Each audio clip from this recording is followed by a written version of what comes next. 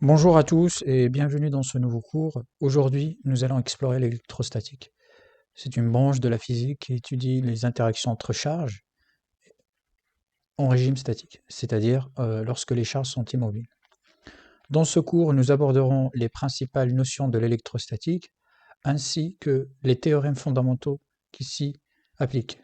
Pour commencer, nous allons classer les matériaux en deux grandes catégories. Donc on a des matériaux conducteurs. Donc les matériaux conducteurs, ce sont les matériaux qui permettent le passage de l'électricité.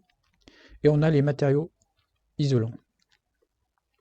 Donc pour les matériaux conducteurs, on peut citer par exemple les métaux. On a aussi les électrolytes. Donc c'est des solutions conductrices. Pour les isolants, donc on peut citer par exemple le bois, le plastique, etc. Donc nous allons nous concentrer que sur les conducteurs. Pour expliquer pourquoi les conducteurs conduisent de l'électricité, donc on va essayer de regarder les conducteurs à l'échelle microscopique. Donc à l'échelle microscopique, les conducteurs se sont constitués de noyaux autour duquel il y a des électrons qui orbitent. Donc les électrons de valence sont mobiles dans le matériau et c'est ça qui permet la conduction d'électricité au sein du métal. Donc l'électron est une particule élémentaire de masse m de l'ordre de 10 à la puissance moins 30 kg et d'une charge E de l'ordre de moins 1,6 fois 10 à la puissance moins 19 coulombs. Vu que la masse de l'électron est très négligeable, donc ça veut dire que son poids va être négligeable lorsqu'on va étudier donc sa dynamique. Donc on va négliger le poids et on va négliger tout ce qui est inertie et on va se concentrer que sur les phénomènes électriques de charge de l'électron. Donc E, c'est ce qu'on appelle la charge élémentaire.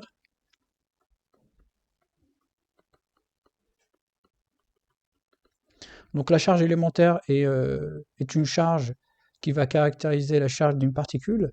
Donc par exemple pour le proton, donc sa charge Q c'est plus E. Si on a par exemple un atome, donc l'atome est constitué d'électrons et de nucléons, donc sa charge globale ça va être la charge des protons plus la charge des électrons. On ne prend pas en compte la charge des neutrons puisque ce sont des particules neutres. Cette charge élémentaire existe qu'avec des nombres entiers, c'est-à-dire que Q, c'est toujours un nombre entier fois E. On va jamais trouver par exemple une charge demi-entière. Donc ça, c'est par exemple, c'est un sujet de recherche. Par exemple, on a trouvé que les quarks, c'est des particules composites du proton. Donc le proton est composé de 3 quarks. Et au sein de ce proton, donc les quarks, ils ont une charge entière.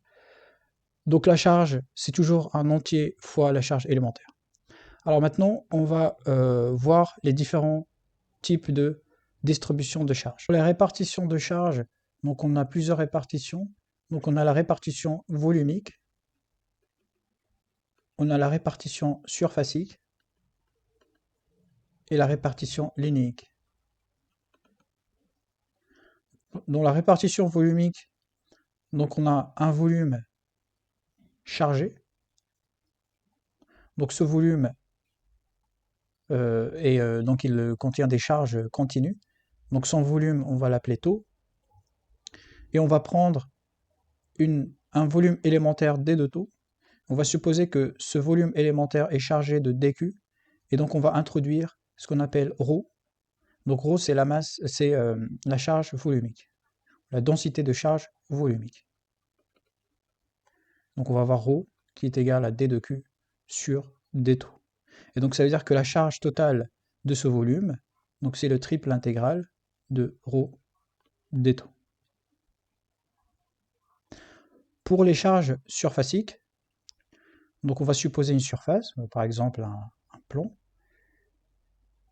et on va supposer que la surface totale de ce plomb c'est grand S. Donc on va faire pareil, on va prendre un petit élément d de S, on va supposer que cet élément petit ds est chargé de dq, donc on va introduire sigma, qu'on appelle la densité surfacique de charge. et sigma est égal à d de q sur ds. Donc la charge totale dans ce cas, c'est le double intégral de sigma ds. Pour les charges linéiques, donc c'est des charges à une dimension. Donc supposons par exemple on a un contour ou un fil chargé. Donc la longueur totale du fil, on va l'appeler grand L, et on va prendre un petit élément d de L qui est chargé de d de q. On va introduire lambda, donc c'est ce qu'on appelle la densité de charge linéique. Donc lambda est égal à d de q sur d de L, et on va voir, donc la charge totale du fil, c'est une seule intégrale sur dl. On a aussi d'autres types de charges, donc c'est les charges discrètes, donc c'est un ensemble de charges. Donc pour trouver la charge totale de cet ensemble, on va tout simplement utiliser le sigma au lieu de l'intégrale, puisque c'est une charge discrète. Pour comprendre les interactions entre les particules, on va énoncer la loi de Coulomb. Donc la loi de Coulomb stipule que donc, si on a deux charges dans l'espace, supposons on a une charge Q1 à la position M1 et une charge Q2 à la position M2. Donc la charge 1 va exercer une force sur la charge 2, et cette force elle est donnée par donc, la loi de Coulomb, donc F1 sur 2 est égal à Q1, Q2 sur 4pi epsilon 0 M1, M2 à la puissance 3 fois M1, M2, donc le vecteur M1, M2. On va tracer la droite qui relie le point M1 à M2, et on va noter le vecteur U, donc c'est le vecteur unitaire qu'on a construit, donc c'est le vecteur M1, M2 sur la norme de M1, M2, et donc ce vecteur unitaire va être dirigé dans ce sens-là. Donc la force, on ne peut pas la tracer directement, il faut d'abord savoir le signe des charges. Donc ici on va avoir trois cas, donc c'est une des charges est nulle, donc il n'y a pas de force. Si Q1 fois Q2 est négatif, donc ça veut dire qu'on a une force attractive, et donc la charge 1 va attirer la charge 2. Si dans l'autre cas on a Q1, Q2 positif, donc là on a deux cas, soit la charge Q1 négative et la charge Q2 est négative, ou soit c'est les deux sont positifs. Et dans ce cas-là, c'est une force répulsive. C'est le cas par exemple de deux électrons ou de protons. Prenons le premier exemple, donc l'exemple d'une force attractive. Donc c'est Q1 fois Q2 est inférieur à 0. Dans ce cas-là, on va voir la force qui va être dirigée. Donc la force exercée par Q2 sur Q1 va être dirigée dans ce sens-là, donc le sens inverse de U. Donc ça c'est F1,2. Et donc la charge de Q1 va attirer la charge de Q2 vers elle. Si dans l'autre cas on a Q1 fois Q2 positif, donc la force est répulsive, la force va être dirigée dans ce sens-là, donc F1,2. Donc F1,2 est dans le même sens que U, et donc ça veut dire que la charge Q2 va s'éloigner de Q1, donc c'est une répulsion. Dans l'expression de la force, on a ce terme, donc le epsilon 0. Le epsilon 0, c'est ce qu'on appelle la permittivité diélectrique du vide. Et sa valeur, il vaut à peu près 8,8 fois 10 à la puissance moins 12. Et son unité, c'est le farad par mètre. La permittivité diélectrique, c'est epsilon 0. Mais lorsqu'on est dans un milieu, diélectrique, on doit remplacer le epsilon 0 par epsilon qui est égal à epsilon 0 fois epsilon r. Avec epsilon r, c'est ce qu'on appelle la permittivité relative. Donc la force de Coulomb reste valable, mais à condition de remplacer epsilon 0 par epsilon. Alors maintenant, on va voir qu'il y a une analogie entre l'interaction coulombienne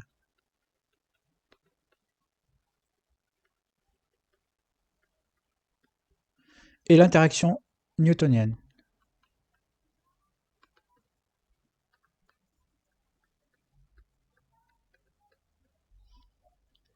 L'analogie est la suivante. Donc dans l'interaction coulombienne, on a vu que la force exercée entre deux particules, c'est Q1, Q2 sur 4pi epsilon 0. fois la distance entre les deux particules au carré selon le vecteur U. Et dans l'interaction coulombienne, donc l'interaction entre un objet de masse 1 sur un objet de masse 2, c'est M1 fois M2 divisé par R au carré selon le vecteur U, et donc il faut multiplier fois G, mais avec un signe moins. Donc on a une analogie entre les deux. Donc l'analogie est la suivante, c'est que la charge est analogue à la masse, et le 1 sur pi y0 est analogue à moins g. Donc ça veut dire que l'interaction newtonienne est semblable à l'interaction coulombienne, mais à condition de remplacer la charge par la masse et le constante d'interaction universelle g par moins 1 sur 4 pi y0. La seule différence entre les deux interactions, c'est que l'interaction coulombienne est plus forte que l'interaction newtonienne. On va essayer de démontrer ça par un exemple. Si on prend par exemple un proton et un neutron, donc l'interaction électrique entre les deux en norme, c'est la charge du proton fois la charge du neutron, donc c'est E au carré sur 4 pi y0 fois le rayon. Donc on va supposer que c'est un atome d'hydrogène, donc fois le rayon au carré.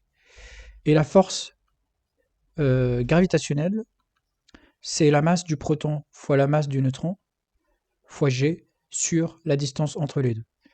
Donc si on calcule le rapport de la force électrique sur la force gravitationnelle, on trouve que le rapport des deux est de l'ordre de 4 fois 10 à la puissance 42.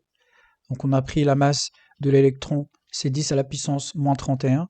La charge élémentaire E, c'est 1,6 10-19. Et la constante gravitationnelle G, c'est de l'ordre de 6 10-11. Et on trouve donc ce valeur. Donc on retient que la force gravitationnelle est très négligeable devant la force électrostatique. Donc à l'échelle microscopique, il est légitime de négliger la force gravitationnelle. Alors maintenant, pour caractériser le champ électrostatique et donner une définition de l'origine du champ électrostatique créé par une charge, on va prendre l'exemple suivant. Donc on va supposer une charge Q placée en point O, et on va supposer qu'on a dans l'espace deux points P et un point M. Donc la charge en point P c'est Q', et la charge en point M c'est Q seconde. Et on va voir donc la force exercée par la charge Q sur Q'. Donc la force exercée par la charge Q sur Q', elle est donnée par la loi de Coulomb. Donc c'est Q sur 4 pi y0 RP UP, avec UP c'est le vecteur unitaire dirigé selon la droite OP. On peut écrire ça sous la forme suivante, donc Q' EP est le champ électrostatique créé par la charge Q en point P. On peut faire de même pour la charge Q seconde. Donc la force exercée par Q sur la charge Q seconde, c'est Q seconde sur 4 pi y0 Rm. Donc Rm c'est la distance entre le point O et le point M selon UM. Et donc pareil, UM c'est le vecteur unitaire qui est là.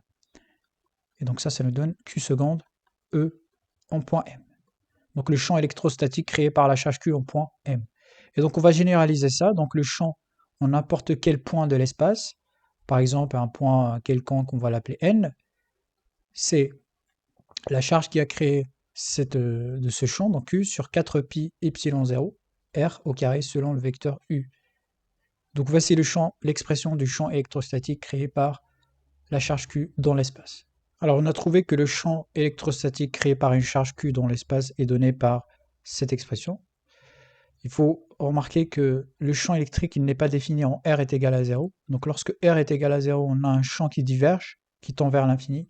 Et donc c'est ce qu'on appelle une singularité. Donc cette singularité elle est mathématique, car le point matériel ou le point qui crée le charge, il n'a pas de dimension. Donc c'est comme le point matériel en mécanique. Pour cela, il faut donner une dimension au point qui a créé la charge pour exclure cette singularité, pour remédier à cette singularité. Alors maintenant ici on a un exemple, on a deux charges, on a un électron et un proton, et on veut savoir la forme du champ dans l'espace. On va commencer par l'électron. Donc ici l'électron, on sait qu'il est chargé négativement, donc sa charge Q est égale à moins E qui est négative. Et pour voir, donc pour donner l'image de la forme du champ électrostatique dans tout point de l'espace, on va prendre par exemple une charge de test ici, Q', et on va voir donc là la direction et la norme du champ électrostatique créé par l'électron à un point Q'.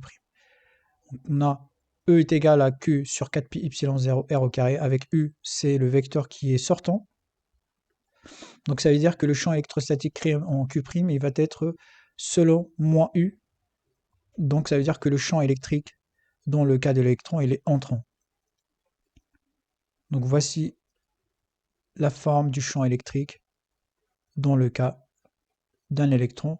Donc c'est un champ qui est convergent et converge vers le point d'électron. On fait pareil pour le proton. Le proton, il est chargé positivement. Donc pour une charge test dans l'espace, le champ électrique va être selon U, donc il va être sortant. Donc on va avoir un E qui est sortant, et donc ça diverge. Donc ça, c'est le champ électrique en tout point de l'espace.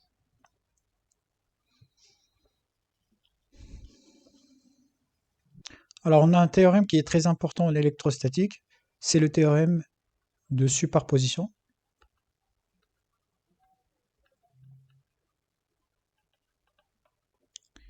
Le théorème de superposition s'applique lorsqu'on a plusieurs charges. Donc par exemple, on a une charge Q1, une charge Q2, une charge Q3, et on cherche le champ électrostatique créé par ces trois charges en un point M de l'espace. Donc le théorème de superposition va nous dire que il faut d'abord tracer et calculer le champ électrostatique créé par la charge Q1. Ensuite, il faut faire la même chose pour la charge E2. Et ensuite, on fait la même chose pour la charge E3. On va supposer que les trois champs ressemblent à ça. Et ensuite, donc le champ total créé par les trois charges en M, c'est la somme des trois champs. Et cela se généralise pour n'importe quel nombre de charges, une centaine, voire une infinité. Et donc il faut tracer la somme pour trouver la direction et le sens du champ électrique. Déterminer le champ électrique, ça revient à déterminer sa norme et sa direction. Alors maintenant, on va prendre un exemple. L'exemple est le suivant. On va supposer que on a un doublé. Donc ça veut dire qu'on a à la position, donc là on va prendre un axe, donc là c'est l'axe Z de X, et à la position A de l'axe moins A, on va prendre une charge Q, et à cette position on va prendre une charge Q, la même charge. Et après on va voir selon le cas si Q1 est égal à moins Q2 est égal à Q, ou si Q1 est égal à Q2 est égal à Q. Et là, on cherche à déterminer le champ électrostatique créé par ce doublé selon l'axe X. Donc la première chose, on va voir donc le champ électrique créé par la charge Q en ce point qui va être dirigé selon ce sens, et Q, il va être dirigé selon ce sens. Et donc la somme des deux, donc on va utiliser la règle du parallélogramme pour tracer la somme des deux, donc on va trouver là, c'est E total. Donc voici le champ électrique créé par les deux charges. Donc on a trouvé uniquement la direction, maintenant on doit trouver sa norme. Et pour trouver sa norme, on va calculer E1, c'est le champ électrique créé par la charge Q1, donc je vais les appeler Q1, Q2, et dans ce cas-là, donc on a le premier cas, c'est lorsque Q1 est égal à Q2 est égal à Q. Donc le champ électrostatique créé par la charge Q1 en un point M, de coordonnées. Donc le point M, il a des coordonnées dans le plan XZ ou XY, on va prendre Y. Donc c'est 0, Y. Donc le champ électrostatique créé en ce point, c'est Q1 sur 4pi epsilon 0, donc fois, ou plutôt sur Qm. Donc sur, donc là ce point-là, je vais l'appeler P1, et ce point-là c'est P2, donc ça sera P1M à la puissance 3 selon le vecteur PM. Pareil pour le champ électrostatique créé par la charge 2 en M, c'est Q sur 4pi epsilon 0. Donc P de M à la puissance 3 selon P de M. Alors maintenant, le champ électrostatique total, d'après le théorème de superposition, CE1 plus E2 est égal à Q sur 4pi epsilon 0, facteur de P1M sur P1M à la puissance 3, plus P de M sur P de M à la puissance 3. Alors maintenant, pour avoir une forme plus simple, on va introduire un angle alpha. Donc on va introduire un nouveau paramètre qu'on va appeler l'angle alpha. Donc le alpha, alpha. Et donc le alpha, il est là et il est là. Et donc là, ça nous donne le champ électrique E1, il a deux composantes. Donc on a donc selon l'angle alpha, donc il a une composante selon Z, selon Y, c'est sinus alpha, et une composante selon X, c'est cosinus alpha. Donc c'est la norme de E1. Donc une composante selon X, c'est cosinus alpha, une composante selon Y, c'est sinus alpha. Pour le champ électrique E2, créé par Q2, donc il a deux composantes. Il a une composante selon Y, sinus alpha, mais une composante selon moins cosinus alpha. Donc E2, moins cosinus alpha, sinus alpha. Et donc ça veut dire que le champ électrique total, E1 plus E2, donc ça sera la somme des deux champs électriques. Or, en norme, les deux champs électriques sont égaux parce qu'ils sont créés par la même charge. Donc ça veut dire qu'on va avoir E cosinus alpha, E sinus alpha, plus E cosinus alpha, mais avec un moins, E sinus alpha. Donc ça nous donne donc, 0 selon la composante X, et donc ça veut dire que le champ électrique, il est uniquement selon l'axe Y. Donc c'est ce qu'on a trouvé par graphiquement. Donc cela nous donne 2E sinus alpha selon EY. Alors maintenant, il reste à trouver la norme de E, donc c'est 2 sinus alpha, et la norme de E sur 4pi epsilon 0, donc 1 sur PM P1M au carré, plus 1 sur P2M au carré, selon EY. Alors, remarquons que le triangle M, P1, P2, c'est un triangle isocèle, donc ça veut dire que P1M est égal à P2M. Et donc le champ électrique sera donné par 2, donc c'est 2 sur P1M au carré. Alors maintenant, pour trouver P1M au carré, on va utiliser le théorème de Pythagore, donc P1M au carré, c'est la distance OM qui vaut Y au carré, plus A au carré.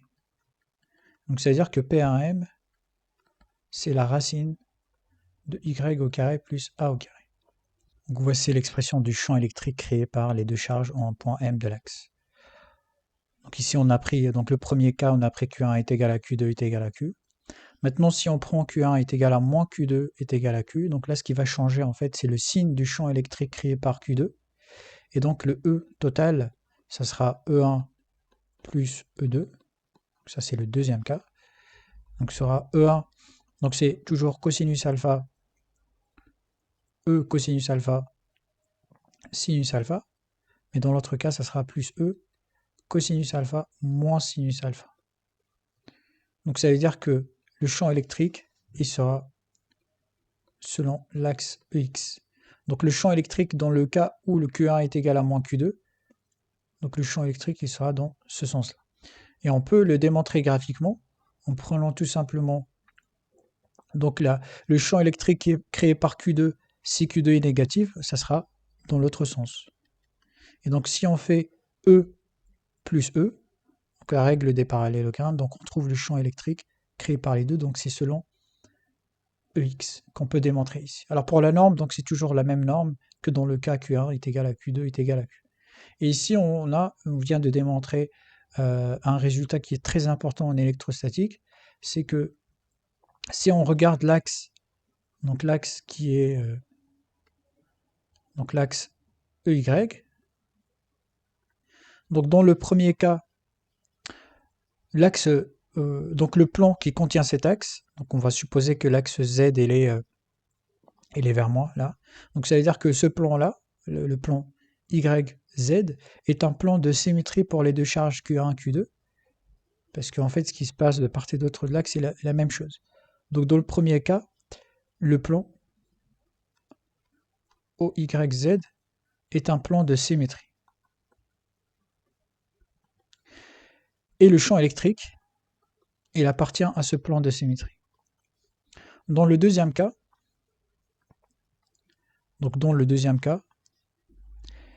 on a pris Q2 est égal à moins Q1.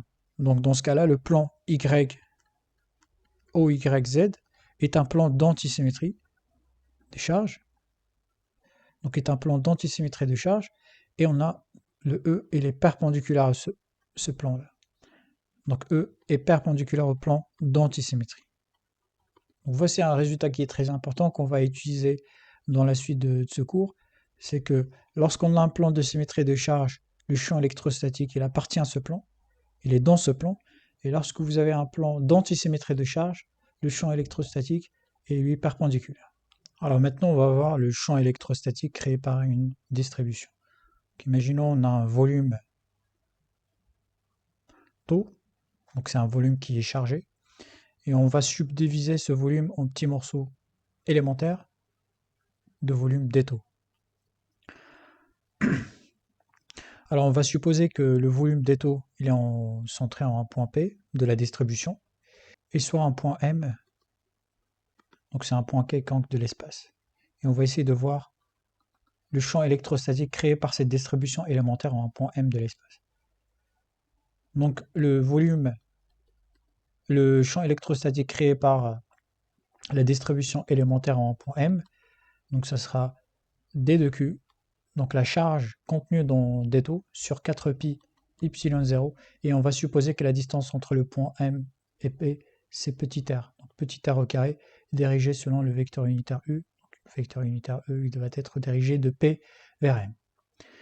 Donc le champ électrostatique créé en tout point de l'espace par toute la distribution, donc c'est le triple intégral de dq. Donc en fait ici j'ai utilisé le triple intégral puisque c'est une distribution volumique sur 4pi epsilon0 r au carré selon U.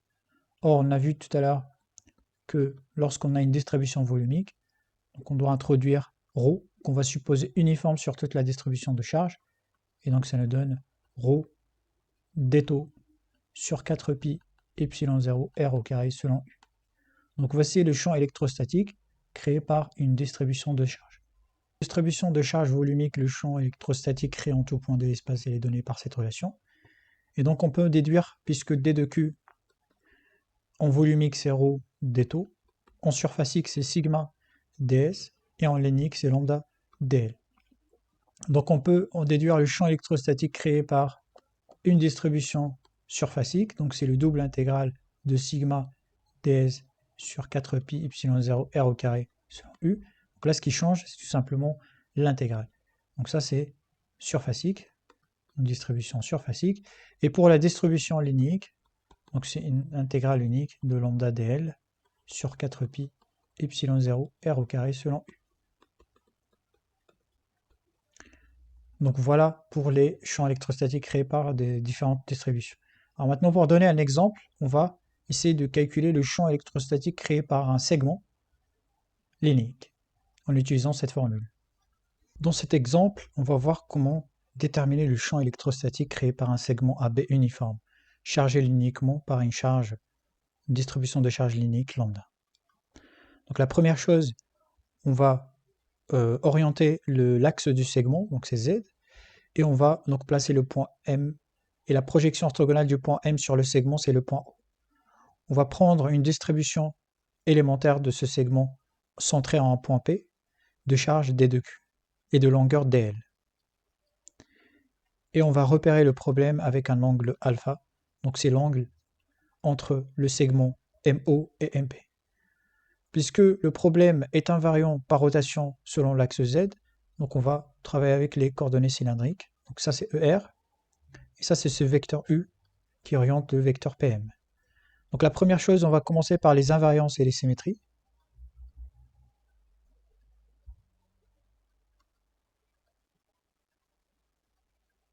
Donc on a une invariance par rotation autour du segment.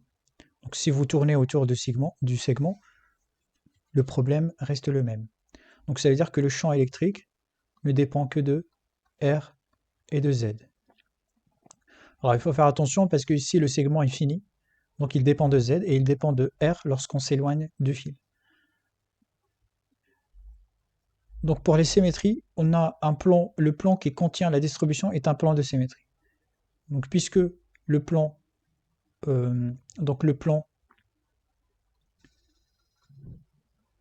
créé par OZ et OER, donc c'est un plan de symétrie. Donc ça veut dire que le champ électrique, il a deux composantes. Il a une composante selon ER et une composante selon Eθ.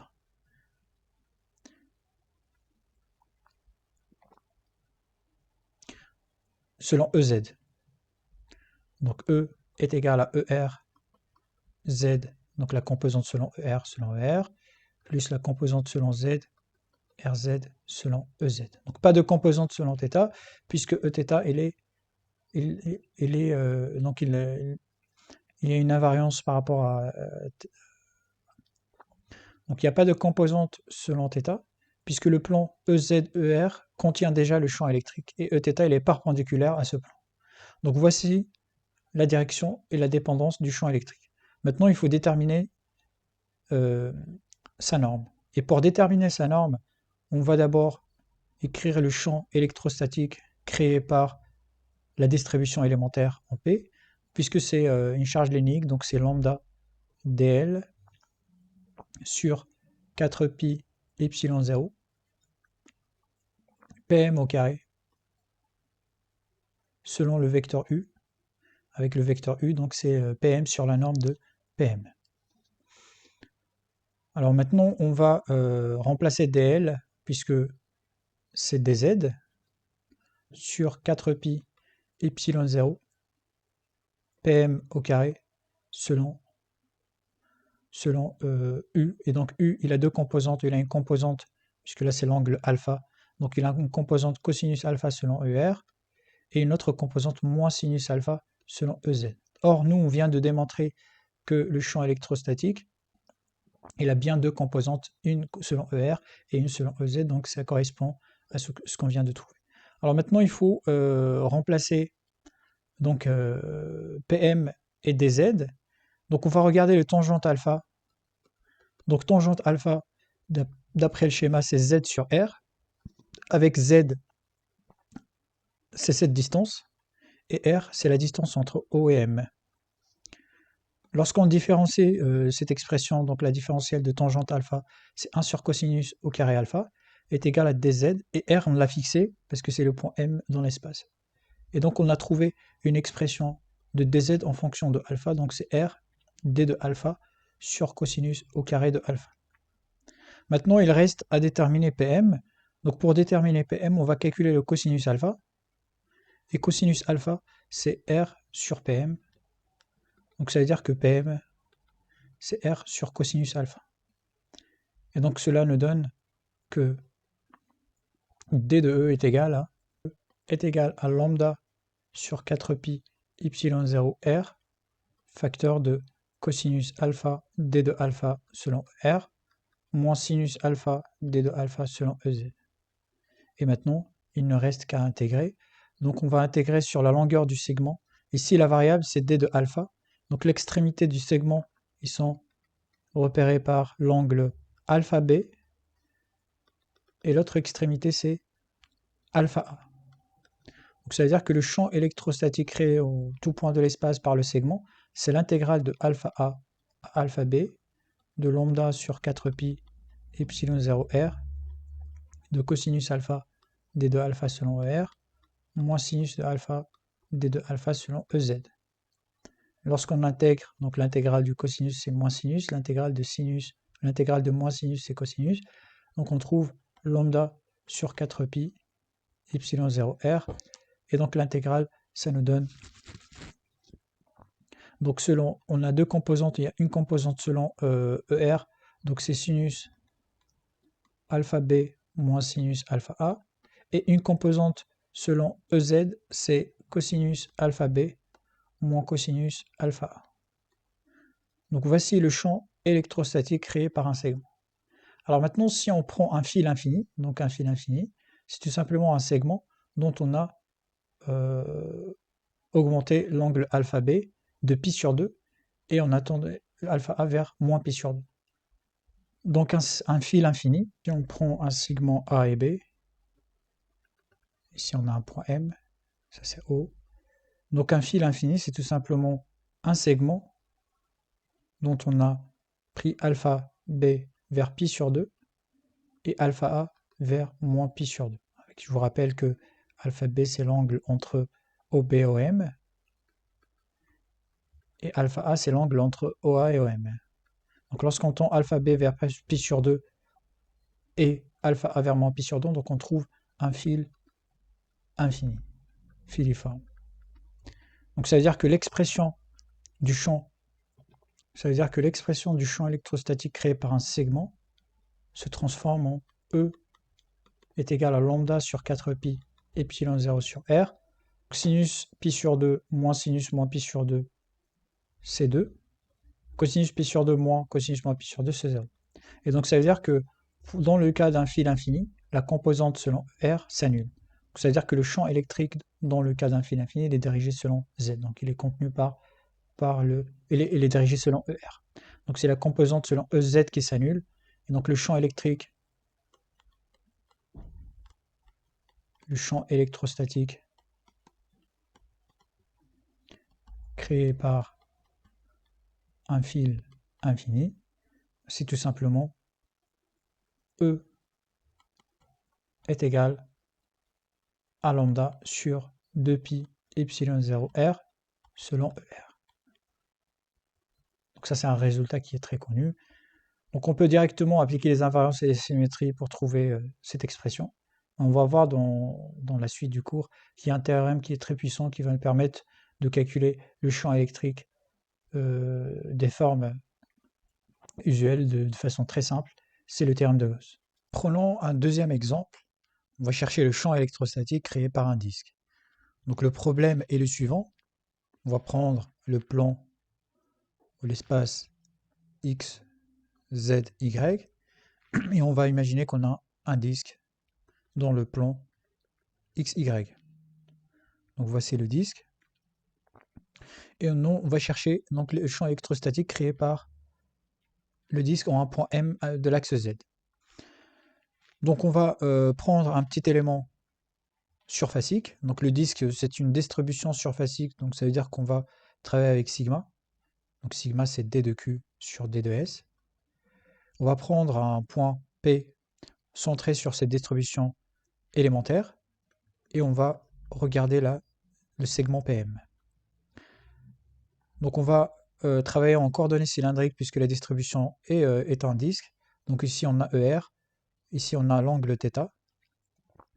Et donc on peut voir le problème de profil.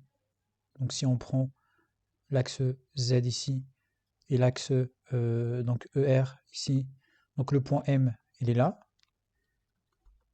et le point P il est là. Donc ça c'est O, le centre de cet espace. Donc on va commencer par donc les invariances et les symétries.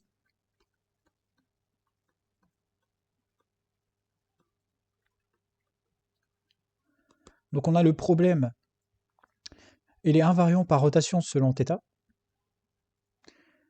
Donc ça veut dire que le champ électrique ne dépend que de R et de Z.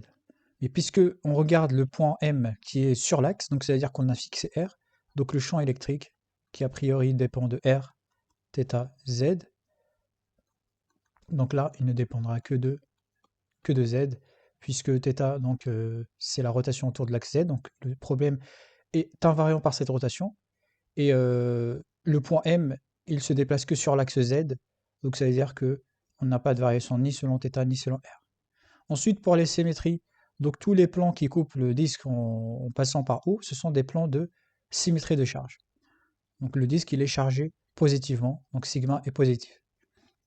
Donc ça veut dire que si on prend deux plans, l'intersection de ces deux plans, c'est la direction du champ électrique. Donc par exemple, si on prend le plan EX, EZ, donc là on a EX, EZ, c'est un plan de symétrie. Si on prend aussi le plan EY, EZ, c'est un plan de symétrie. Et donc ça veut dire que le champ électrique est parallèle à l'intersection de ces deux plans P'1 et P'2. Et donc finalement on trouve que le champ électrique, il ne dépend que de Z et il est dirigé selon EZ. Donc on a trouvé la direction et la dépendance de champ électrique. Maintenant on va chercher sa norme. Donc le champ électrique E qui dépend de Z est dirigé selon EZ. Pour trouver sa norme, donc on va d'abord trouver l'expression du champ électrostatique élémentaire créé par la distribution P de charge dQ en M. Donc le champ élémentaire créé par cette distribution, donc ça sera dQ sur 4pi epsilon 0 Pm au carré selon le vecteur U. Et le vecteur U ici, on va prendre donc le vecteur qui est dirigé dans ce sens-là. On va prendre ce vecteur qui est là, donc qui est parallèle à Pm. Donc dans cette vue de Provis, ça sera comme ça. Et on va appeler cet angle alpha. Donc là, ici aussi, on a alpha. Donc voici l'expression de D de E. Donc on va projeter E selon ER et EZ. Donc on va trouver qu'il a deux composantes. Donc il a une composante selon EZ, c'est cosinus alpha selon EZ, et moins sinus alpha selon ER. Or, nous, on a trouvé que le champ électrique, il a une seule composante, c'est la composante selon Z. Donc, ça veut dire qu'on va annuler à la main cette expression. Et donc finalement, D de E est égal à D de Q qui vaut sigma D de S. Et le D de S d'un disque, donc la surface élémentaire D de S d'un disque, c'est R, D de R, dθ. Donc sigma D de R, R, D de θ sur 4pi epsilon 0 Pm au carré cosinus alpha selon EZ. Voici l'expression de DE. Maintenant, on va remplacer donc Pm et on va chercher l'expression de R en fonction de alpha. Alors, d'après le schéma qu'on a ici, donc on peut exprimer Pm en fonction de cosinus alpha. Pm, c'est Z sur cosinus alpha. Donc ici, cosinus alpha, c'est l'opposé. Donc c'est l'adjacente sur l'hypoténuse. Ensuite, on a tangente alpha est égale à R sur Z. Donc après ces deux expressions, on peut exprimer donc la différentielle de tangente alpha, ça nous donne d de alpha sur cosinus au carré alpha est égal à d de R sur Z. Ici le Z est fixé parce que c'est le point M sur l'axe. Et on remplace ça dans l'expression, donc on trouve que d de E est égal à sigma.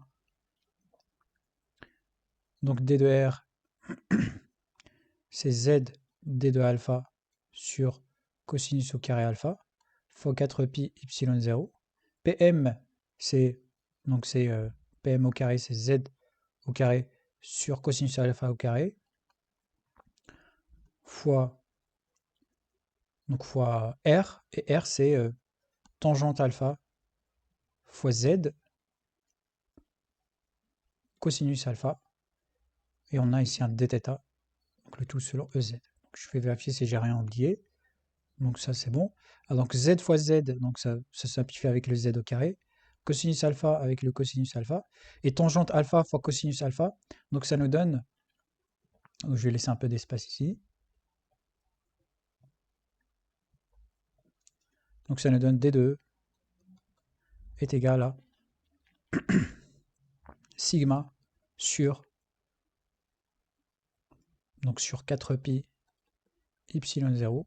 Tangente alpha fois cosinus alpha, donc c'est sinus alpha. D de alpha, D de θ, selon EZ. Et maintenant on l'intègre, donc le champ électrique créé par tout le disque en point M. Donc c'est l'intégrale sur d de alpha et sur dθ. Donc on va intégrer alpha de, donc ici, donc le P que j'ai pris ici, c'est pas l'extrémité du disque, mais c'est un point, donc un point quelconque du disque. Donc ça veut dire que lorsqu'on va l'intégrer sur alpha, il faut intégrer sur tout. Donc imaginons que le disque, donc vue de profil, le disque il est comme ça. Donc le point P, il est un point quelconque sur le disque.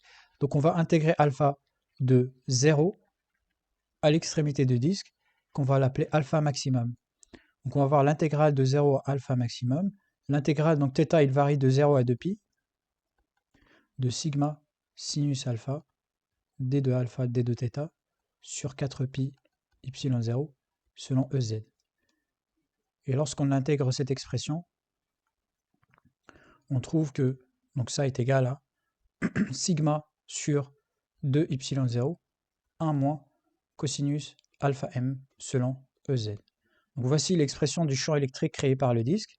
Alors maintenant, comment on l'a fait pour le fil infini? Donc le fil infini, on a dit que c'est un segment fini qu'on peut tendre les angles des extrémités vers PS sur 2 et moins P sur 2 pour avoir un fil infini. Ici, on va faire la même chose pour le disque pour obtenir le champ électrostatique créé par un fil infini, par un plan infini.